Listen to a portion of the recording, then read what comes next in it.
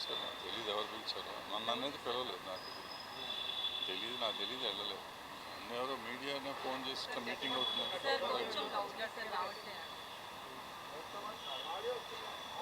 Week అమ్మా, ఏం చేస్తాం, మీ దెబ్బకు గొంతు పోయింది. అది ఇట్లా పెట్టుకుని చెప్పండి, ఈ ఒరిజినల్ ఇప్పుడు వినపడుతుందా? వినపడుతుందా? సరే నేను గట్టిగా చెప్తా కానీ ఇంకో బ్యాగ్ పెడదాం, అక్కర్లే, గట్టిగా చెప్తా, చంపేద్దాం కానీ.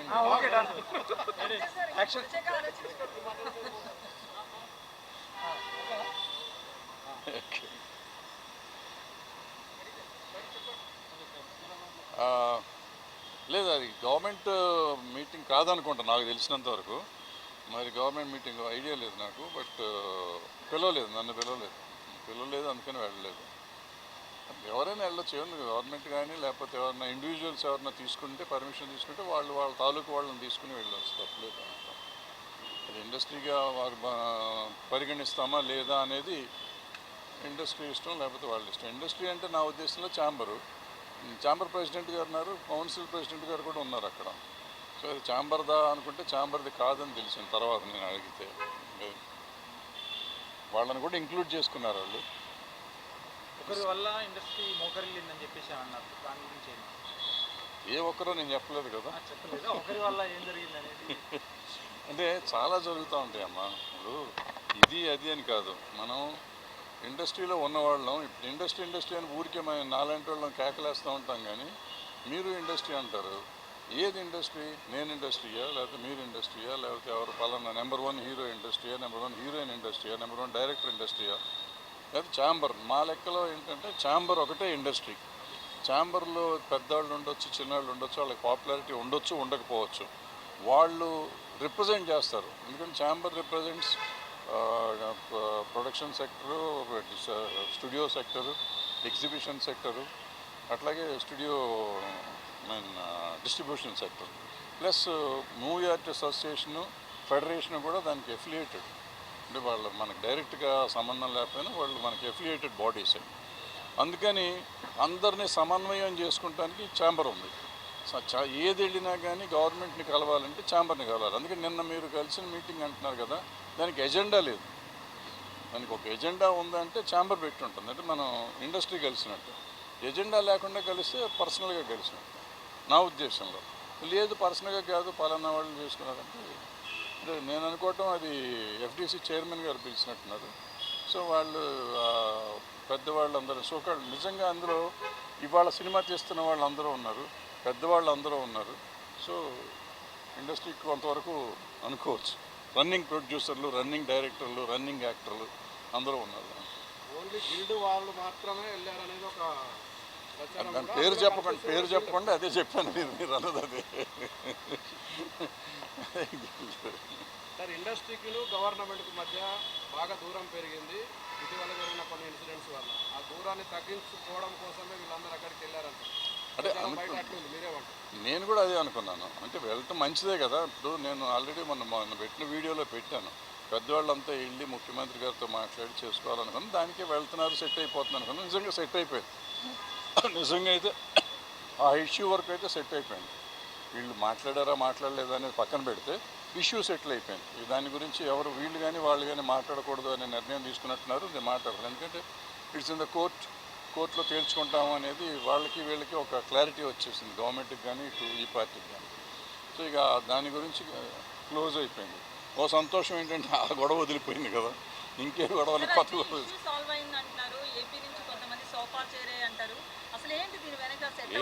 ఏంటది ఏపీ నుంచి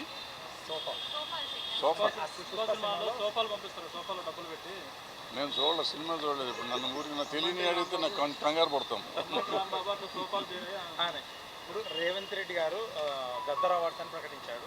ఆ పేరు ఇష్టం లేకనే చాలామంది దూరంగా ఉన్నారు ప్రభుత్వానికి, ఇండస్ట్రీ వాళ్ళని చెప్పేసి.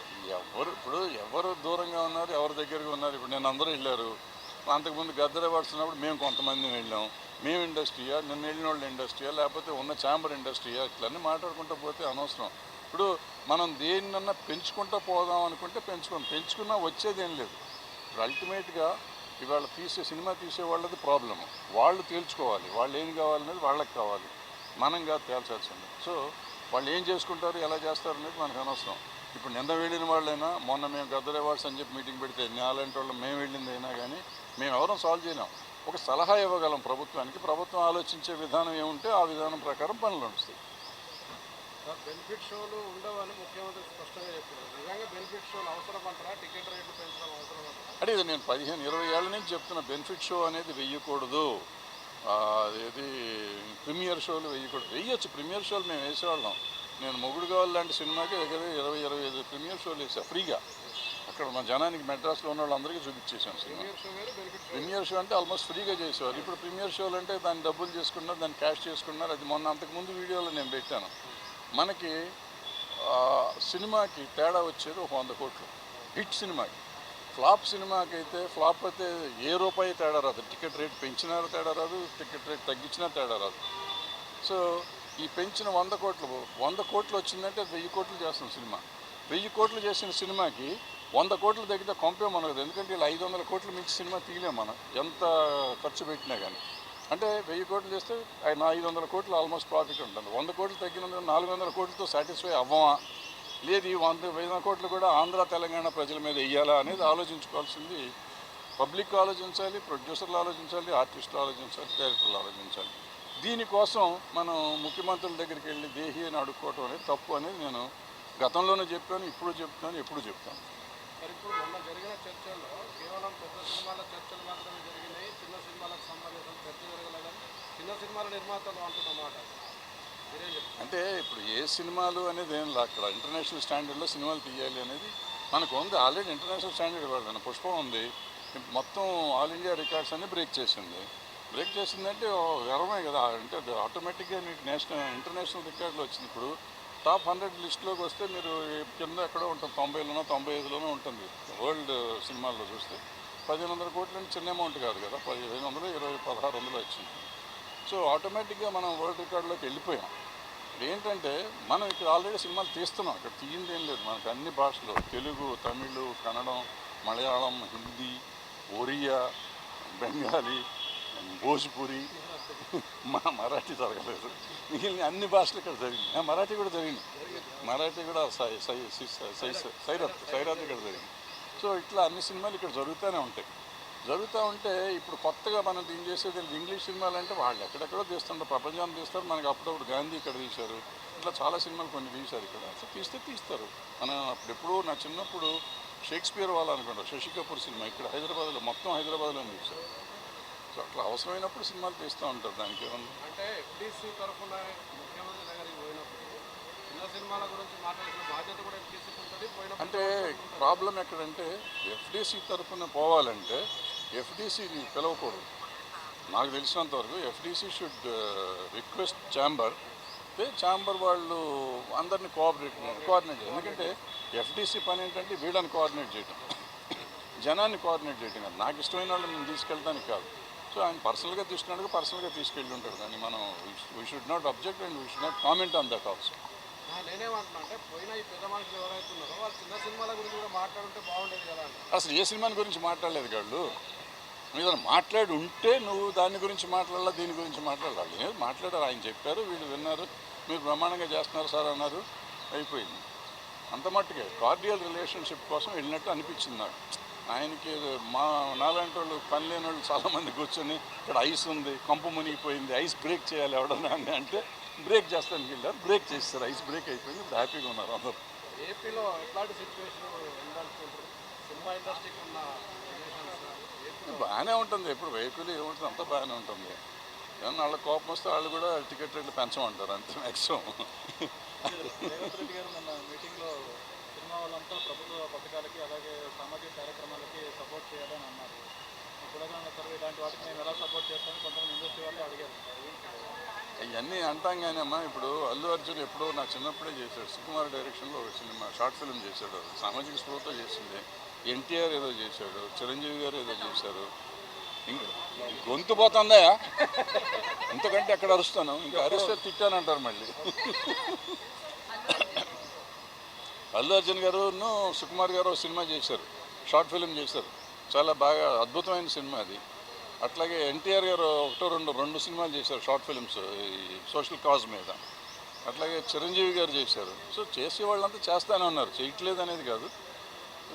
ఈ పుష్ప సినిమాకి కూడా అల్లు అర్జున్ గారు ఏదో సినిమా షార్ట్ ఫిల్మ్ చేసినట్టున్నారు డ్రగ్స్ మీద. సో మనం చేసే పని మనం చేస్తూ ఉంటాం. గవర్నమెంట్ మంచి పని చేస్తుంటే మనం సపోర్ట్ చేయడం తప్పే లేదు, చేసి తీరాలి కూడా. ఇట్స్ మన డ్యూటీ.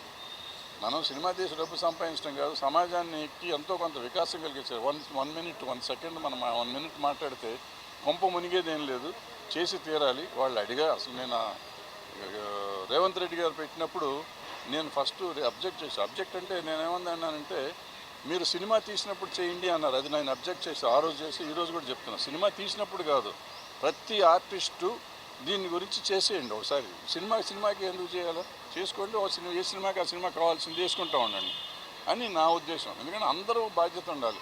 నా సినిమా ఒక 4 ఏళ్ళు రిలీజ్ అవ్వలేదు అనుకోండి, నేను చెయ్యక్కర్లేదా? నేను కూడా చెయ్యాలి అనేది నా పాయింట్.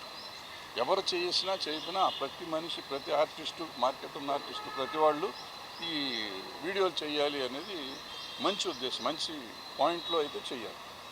అనవసరమైనటికి చేయక్కర్లేదు, అవసరమైనటికి చెయ్యాలి. సార్ అయితే మీటింగ్లో జరిగింది ఒకటి, బయటకు వచ్చి దిల్రాజు చెప్పింది ఒకటి అని బాగా వైరల్ అవుతుంది. ఏది వాస్తవం అంటారు సార్? నేను వెళ్ళలేదు కదా, నాకైతే వాస్తవం తెలుస్తుంది. మీ వాళ్ళు మీకు చెప్పారు కదా.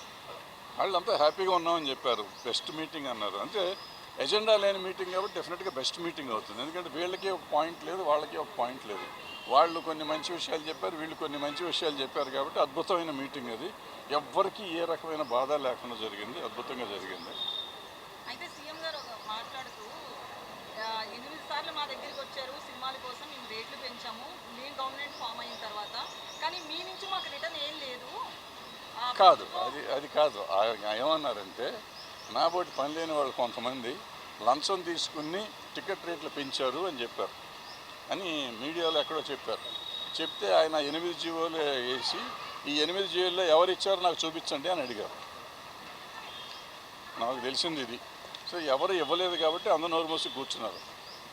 ఫైనల్గా ఇండస్ట్రీకి అంటే తెలంగాణ గవర్నమెంట్ వచ్చి 1 ఇయర్ అయింది. ఇండస్ట్రీ ఏదైతే అనుకుంటున్నామో ఇప్పుడు ఈ ఇండస్ట్రీ గవర్నమెంట్ దగ్గర పడానికి 1 ఇయర్ ఎందుకు పట్టింది? ఇండస్ట్రీ గవర్నమెంట్ దగ్గరికి వెళ్ళాల్సిన అవసరం ఏమండి? ఏం పని ఉంది వీళ్ళకి? సమస్యలు ఉంటే వెళ్ళాలి. సమస్య ఏంటి? ఇప్పుడు నేను వెళ్ళిన సమస్య కోసం వెళ్ళలేదు కదా. నేను ఫలానా సమస్యకి వెళ్ళారని ఎవరినైనా చెప్పానండి ఒకళ్ళు. అంటే చంద్రబాబు నాయుడు ముఖ్యమంత్రి అయితే, పవన్ కళ్యాణ్ ముఖ్యమంత్రి అయితే ట్రీట్లు పెట్టిన మీ ఇండస్ట్రీ తెలంగాణ ముఖ్యమంత్రి దగ్గర కూడా సంవత్సరం ఎందుకు పట్టిందని నా క్వశ్చన్. ఎవరు విష్ చేయలేదని చెప్పి అవును కూడా అన్నాడు. అమ్మ ఎప్పుడు ఎవరిని విష్ చేయమమ్మా. ఇప్పుడు ఊరికి అనవసరంగా వాళ్ళకి చేశారు, వీళ్ళకి చేశారు, వీళ్ళకి చేయలేదు, వాళ్ళకి చేయలేదని మనం అంటే ఇంతకుముందు ఎప్పుడు ఎన్టీ రామారావు గారికి చేశారా, నాగేశ్వరరావుకి చేశారా, సోమబాబుకి చేశారా, కృష్ణ గారికి చేశారా, చిరంజీవి గారికి చేశారా, బాలకృష్ణ గారికి చేశారు? ఎవరికి చేసాము? ఎవరు చేయలేదు. వాళ్ళు చేయలేదు, వీళ్ళు చేయలేదు. అంటే జనరల్గా ఇప్పుడు ఏమైపోయిందంటే ప్రతిదాన్ని మనం ఎక్కువ భూతద్దంలో చూడటం మొదలెట్టాం. అంతే తప్ప పలానా వాళ్ళు చేశారు, పలానా వాళ్ళు చేయలేదు అనేది ఏం లేదు. ఇప్పుడు ఏమైంది, బేసిక్గా చాలా వరకు సెక్షన్ అయిపోయింది. ఒక వర్గం, ఒక పొలిటికల్ పార్టీ సైడ్స్ వెళ్ళిపోయింది జనం. సో నేను ఒక పొలిటికల్ పార్టీలో ఉన్నాను అనుకోండి, మా నాయకుడికి నేను హ్యాపీ బర్త్డే చెప్తాను. ఇక్కడ ఈ పార్టీ ఉంటే ఇక్కడ చెప్తూ ఉంటారు.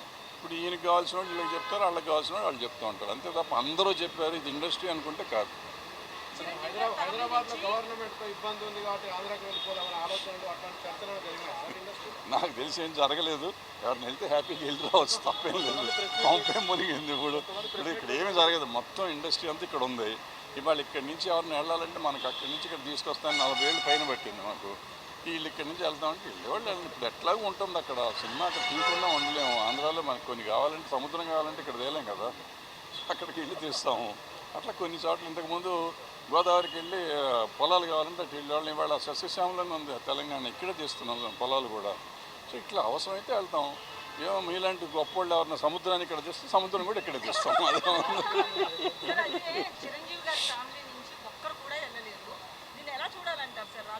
ఎలాగో చూడక్కర్లేదమ్మా. నాకంటే గొప్ప వాళ్ళు నేను వెళ్ళలేదు, వాళ్ళు వెళ్ళారు, అదేం లేదు. అంటే ప్రాబ్లం వాళ్ళకి ఇన్విటేషన్ లేదేమో, ఉందేమో వాళ్ళకు ఉండే పనులు వాళ్ళకి ఉండొచ్చు కదా. ఇప్పుడు పిలిచిన వాళ్ళంతా కంపల్సరీగా వెళ్ళాలని రూల్ లేదు.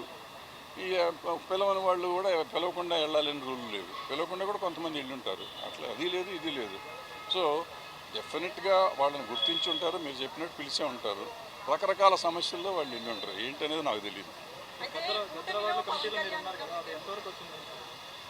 ఇస్తారు, ఈ సంవత్సరం ఇస్తారు, గ్యారంటీకి అవార్డులు అయితే ఇస్తారు. ఎప్పుడు ఇస్తారు నాకు ఇంకా తెలియదు, కానీ గ్యారంటీకి ఇస్తారు. చిల్డ్రన్ ఫిల్మ్ ఫెస్టివల్ ఎందుకు అది సెంట్రల్ గవర్నమెంట్, మనకి సంబంధం లేదు. హబ్గా హైదరాబాద్ పెట్టారు, మన వాళ్ళు ఎవరు వెళ్ళట్లేదు. పర్మనెంట్ హబ్గానే హైదరాబాద్ మన పర్మనెంట్ హబ్ తీస్తారు కదా, ఈ గవర్నమెంట్ వచ్చినాక తీస్తారు కదా, బీజేపీ గవర్నమెంట్ వచ్చినాక తీస్తారు. ఇక్కడి నుంచి తీసేసి గోవా పంపించారు. అంటే నిజంగా ఏంటంటే ప్రాబ్లము, ఈవెన్ ఆ ఫెస్టివల్ కానీ ఈ ఫెస్టివల్కి కానీ ఆఫీసు ఢిల్లీలో పెడుతున్నారు. వీళ్ళు ఈ ఆఫీస్ ఎక్కడైతే హబ్ ఉంటుందో హబ్లో పెట్టాలి. వాళ్ళు పెట్టట్లు అక్కడ ఢిల్లీలో పెట్టి వీళ్ళ టికెట్లు, ఫ్లైట్ టికెట్లు, హోటల్కే డబ్బులు అయిపోతాయి. ఫెస్టివల్ ఇవి ఉంటాయి కదా ఆఫీసులకే డబ్బులు అయిపోతున్నాయి. ఆఫీసర్లకి హోటల్ ఖర్చులు, ఫ్లైట్ ఖర్చులు. చాలా దుర్మార్గమైన ఇది అది. దాన్ని ఎప్పుడు మారుస్తారో ఆ సిస్టమ్ నాకు తెలియదు. మారిస్తే బాగుంటుంది. ఈ దేశంలో కొంత డబ్బులు మిగులుతుంది. ఇంకా ఎఫ్డీసీ చైర్మన్కు భరత్ రాజ్ ఒక సఖ్యత బాగానే ఉందా? అద్భుతంగా ఉంది. నాకేంటి, మా తమ్ముడే కదా. ఇప్పుడు ఎవరైనా నాకు ఇండస్ట్రీలో ఉన్న వాళ్ళు అందరూ, ఇప్పుడు మేము ఎప్పుడు వచ్చాము, మా ఎన్టీ రామారావు, నాగేశ్వరరావుతో తీశారు, నాన్నగారికి శోభన్ బాబు అందరూ తీశారు, నేను కృష్ణ గారు వీళ్ళంతా తీశాను.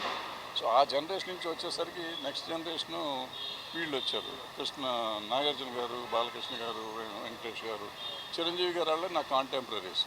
ఇట్లా వచ్చినాక వాళ్ళ పిల్లలు ఇప్పుడు హీరోలు అయ్యారు. సో వీళ్ళందరూ మాకు ఇండస్ట్రీలో మా పిల్లలు, నేను నా కళ్ళ ముందు పెరిగిన వాళ్ళు, నాకు పిల్లలు. ఇప్పుడు నేను మొన్న తిట్టాను, అల్లు అర్జున్కి మొన్న అది నేషనల్ అవార్డు వచ్చినప్పుడు మంచిది, సంతోషించాం. ఇవాళ 1600 కోట్లు చేస్తే సంతోషిస్తున్నాం. సంతోషమే. పిల్లలు కాబట్టి ఎప్పుడన్నా మనం తిడతాం, ఏమంటే వాళ్ళని హుషారు చేస్తాం. అరే తప్పురా, ఇట్లా చేయటం తప్పు, ఇట్లా చేయకూడదు, అట్లా చేయకూడదు అనే మాట చెప్తూ ఉంటాం. అది మన తిట్టినట్టు కాదు, నెగిటివ్ ప్రచారం చేసి వీడి చంపేస్తా, నిన్ను పొడిచేస్తా అని కాదు పాయింట్. నా వరకు నేను ఏంటంటే ప్రతిదానికి స్పందిస్తూ ఉంటాను. నాకు నచ్చింది. ఇప్పుడు నిజంగా చెప్పాలంటే ఫోన్ చేసి చెప్పొచ్చు కదా అని మీరు అడగచ్చు. ఫోన్లు ఎప్పుడు మా పిల్లలు ఎదిగిపోయారు, మాకు అందుబాటులో లేనంత లెవెల్కి ఎదిగిపోయారు. సో వాళ్ళకి నాకు వేరే మార్గం లేదు. నేను చాలా విషయాలు నిజంగా చాలామందికి నేను డైరెక్ట్గా చెప్పొచ్చు, బట్ ఎవరు మన మాట వినరు. బట్ నాకు తోచింది నేను చెప్పడం అనేది నేను ఒక పాయింట్గా పెట్టుకున్నాను కాబట్టి నాలో నేను పెట్టుకోవటం ఎందుకు నేను ఓ వీడియోలు పెడతాను మొదలెట్టా. ఫార్చునేట్గా కొన్ని వైరల్ అవుతాయి, కొన్ని దానికి కాంట్రవర్షియల్ అవుతాయి, కొన్ని రకరకాలు అవుతాయి. బట్ నా ఉద్దేశం ఎవరిని హర్ట్ చేయటం కాదు, ఎవరిని ఏదో బట్టలు కూడా తీసాడు ఇటువంటి పెడుతూ ఉంటారు మన వాళ్ళు. నేను అటువంటిది ఎవరిని ఏమీ చేద్దాం అనుకోండి. నేను చెప్పేది ఏంటంటే మన పిల్లలు మనం జాగ్రత్తగా ఉండాలి, మనం ఇట్లా ఉంటే బాగుంటుంది. ఎందుకంటే వీళ్ళు ఎదిగిపోయినాక కొన్ని మాటలు వినని పరిస్థితులు, కొన్ని కోటరీలు చేరి వాళ్ళు చెడగొట్టే వాళ్ళు ఉంటారు. వాళ్ళ మాటలు వినకండి బాబు, మీరు పెద్దవాళ్ళ మాటలు కొన్నిటికి వినండి. కొన్నిటికి వాళ్ళే కావాలి. మీకు కొన్ని పనులు చేయాలంటే వాళ్ళు వెమటున్నోళ్ళు కావాలి, కొన్ని పనులు చేయాలంటే పెద్దవాళ్ళ మాటలు వినాలి అనేది నా పాయింట్. అది చెప్తానికి ప్రయత్నం చేస్తూ ఉంటాను. సార్ అయితే ఈ ఇష్యూ మీద ఏ ప్రాతిపదికన ఏ ఎజెండాతో ముందుకు పోయారు అని ఎఫ్టీసీ చైర్మన్ మీరు ఏమైనా కాల్ చేసి అడగడం జరిగింది? అడగలేదు. నాకు ఎందుకమ్మా ఊరికి పని రాకుండా నేను సినిమా తీసి 10 ఏళ్ళు అయిపోయింది. ప్రతిదానికి ఫోన్ చేసి ఎందుకు చేసావు, నన్ను ఎందుకు వెళ్ళి మనకు అవసరమా? పిలవలేదు, చాలా సంతోషం లేదు. పెట్రోల్ అక్కడి నుంచి అక్కడ దాకా వెళ్ళి బయట కార్లు పార్క్ చేసి ఇవన్నీ తలకాయ నొప్పి ఎందుకు. అబ్బా పిలవలేదు, అదృష్టం బాగుంది అనుకున్నాను. నేను పిలిస్తే వెళ్ళాలి కదా, పిలిస్తే ముఖ్యమంత్రి గారు పిలిస్తే వెళ్ళలేదు మళ్ళీ అంటారు. నాకెందుకు వచ్చిన బ్యాడ్ ఇది. Right, thank you.